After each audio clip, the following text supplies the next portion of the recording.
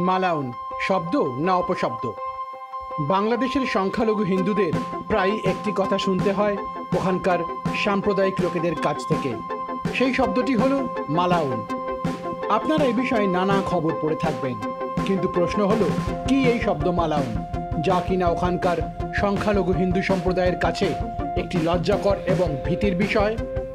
নিম্বু পানির এই স্টোরিতে সেই কথাই জানানোর চেষ্টা করব আমরা। তাই চোখ রাখুন আমাদের চ্যানেলে আর করুন লাইক, শেয়ার অ্যান্ড সাবস্ক্রাইব।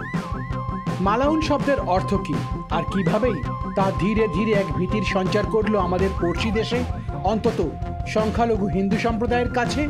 কেননা ওই দেশের অন্যান্য সংখ্যালঘু সম্প্রদায়কে মালাউন বলা হয় কিনা তার কোনো প্রমাণ অবশ্য নেই।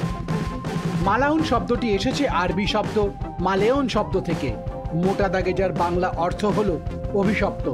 তবে এখানে অভিশপ্ত কারা?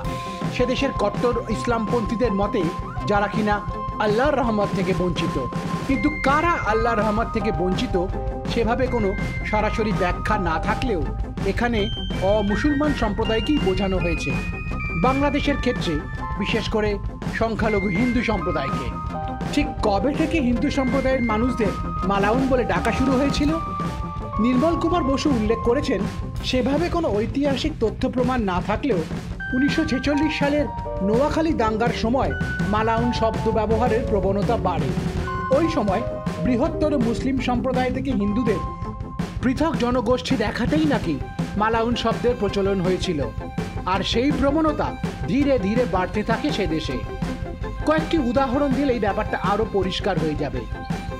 71-এর মুক্তিযুদ্ধের সময় এই শব্দের প্রচলন আরও বাড়ে। বিশেষত পাক খান সেনা আর রাজাকাররা এই শব্দের যথেচ্ছ ব্যবহার শুরু করে দেয়, বলাই বাহুল্য সংখ্যালঘু হিন্দু সম্প্রদায়ের বিরুদ্ধে। মুক্তিযুদ্ধ চলাকালীন ডক্টর গোবিন্দচন্দ্র দেবকে খুন করার আগে খান অফিসার তাকে মালাউন বলে গালাগাল করেছিল। মুক্তিযুদ্ধ চলাকালীন কুখ্যাত রাজাকার AKM ইউসুফ নাকি প্রকাশ্য জনসভাতে সেখানকার হিন্দুদের মালাউন নামে অভিহিত করে এবং তাদের ঘর সম্পত্তি লুট করতে জামাত দাঙ্গাবাজদের উৎসাহিত করেছিল। 2013 সালে বিএনপির এক কর্মী পিন্টু এক পুলিশ অফিসারকে এই ভাষাতে গালিগালাজ করেছিল, কেননা ওই অফিসার ছিলেন হিন্দু সম্প্রদায়ের এবং তিনি বিএনপির ওই কর্মীর অপকর্ম রুখে দিয়েছিলেন। এই কটু শব্দ ব্যবহার থেকে বিরত থাকেনি আওয়ামী লীগের নেতা শাহনওয়াজ। 2015 সালের ঘটনা, ওই আওয়ামী লীগ কর্মী দাপুটে আওয়ামী লীগ নেতা সুশান্ত দাশগুপ্তকে মালাউন বলে রীতিমতো হেনস্থা করেছিলেন। না, কটূক্তির এখানেই শেষ নয়। হুসেন মোহাম্মদ এরশাদ প্রেসিডেন্ট থাকার সময় রীতিমতো জনসমক্ষে হিন্দু সম্প্রদায়ের বিরুদ্ধে মালাউন শব্দ ব্যবহার করেছিলেন ছাতকের একটি জনসভায়। পরে তিনি অবশ্যই মন্তব্যের জন্য ক্ষমাও চেয়ে নিয়েছিলেন। যদি আপনি ইন্টারনেট সার্চ করেন তাহলে দেখতে পাবেন সাম্প্রদায়িক জামাতে ইসলামী বাঁশের কেল্লা নামক একটি মুখপত্রে প্রায়শই সেখানকার হিন্দু সম্প্রদায়কে মালাউন বলে অভিহিত করে থাকে। কিন্তু এর কোনো প্রতিকার কোনোভাবেই করা সম্ভব হয়নি, বরং ক্রমাগত সাম্প্রদায়িক উস্কানিতে বৃদ্ধি পাচ্ছে এই ধরনের ঘটনা। এক্ষেত্রে জামাত বা অন্যান্য কট্টরপন্থীরা সেখানকার সংখ্যালঘু হিন্দু সম্প্রদায়ের মানুষদের অনবরত টার্গেট করে চলেছে।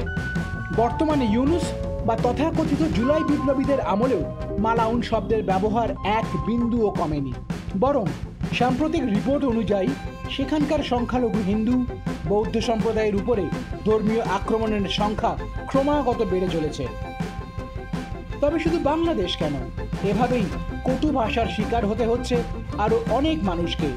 যেমন আমেরিকাতে কৃষ্ণাঙ্গ সম্প্রদায়ের মানুষকে সেখানকার অনেক শ্বেতাঙ্গ মানুষরা নিগার বলে কটূক্তি করে থাকেন।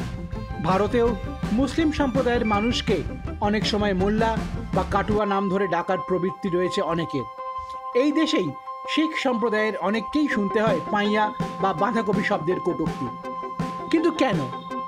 এর কোনো উত্তর নেই। সমাজতাত্ত্বিকদের মতে ধর্মীয় বা সম্প্রদায়গত পরিচয় বড় হয়ে উঠলে মানুষ এইসব কটূক্তির আশ্রয় নেয়। কাউকে নিচু করে দেখাতে বা অপদস্থ করার জন্যেও এই শব্দ বা বিশ্লেষণ ব্যবহার করা হয়ে থাকে। আজকের কসমোপলিটন সময়ে যখন ইন্টারনেট মানুষের মধ্যে যোগাযোগকে আরও দ্রুত করে তুলেছে, সেই যুগে এই শব্দ হলো কিছু ধর্মীয় কাপুরুষদের ব্যবহৃত অস্ত্রের মতো। এর সুরাহা কোনো ধর্মীয় পীঠস্থানে করা সম্ভব নয়। এই সমস্যা মেটাতে পারে একমাত্র শুভ বুদ্ধিসম্পন্ন মানুষই, না কোনো ইজম নয়। মানুষই পারে আরেক মানুষকে এইসব নোংরা অপকর্ম থেকে বিরত রাখতে। ব্যুরো রিপোর্ট, নিম্বুপানি।